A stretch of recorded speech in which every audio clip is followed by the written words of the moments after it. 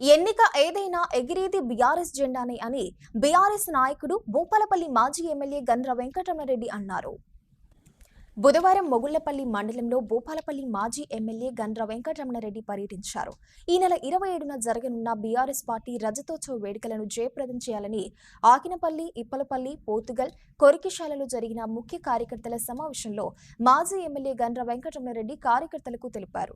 ఈ సందర్భంగా కొంతమంది యువత కాంగ్రెస్ పార్టీని వీడి బీఆర్ఎస్ పార్టీ కండువ కప్పుకొని పార్టీలో చేరారు.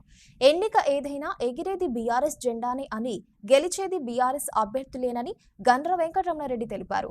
ఈ నెల 27న జరగబోయే రజతోత్సవ వేడుకలను జయప్రదం చేయాలన్నారు.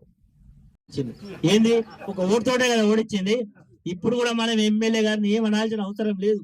ఎందుకంటే భయం ఉంటది, మళ్ళీ ఏదో కేసు పెట్టిస్తాడో, ఏదో ఇబ్బంది పెడతాడో, లేకపోతే నాకు ఇల్లు వచ్చేదేమో ఆగుతుందో. ఈ ప్రభుత్వంలో ఇల్లేం రావు, మీరేం ఆశపడకుండా. ఒకవేళ ఇచ్చినా ఇంటికి బిల్లు రాదు, ఒకవేళ ఇల్లు ఇచ్చినా ఆ ఇంటికి బిల్లు రాదు. అసలు ప్రభుత్వమే జీతం ఇచ్చే పరిస్థితి లేదని ఈరోజు చర్చలు జరుగుతూ ఉన్నాయి.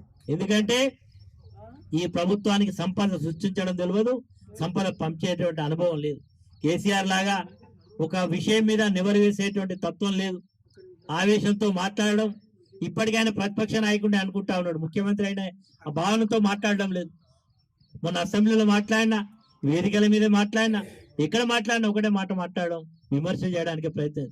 మేము అధికారం నుంచి పోయింది 16 నెలలు 15 నెలలు అయిపోయా, ఇంకా మమ్మల్ని ఎందుకయ్యా బాబు 2 బడ్జెట్లు ప్రవేశపెడితే నువ్వు ఎప్పుడు మరి ఇంకొక 3 బడ్జెట్లు అయితే నీ పని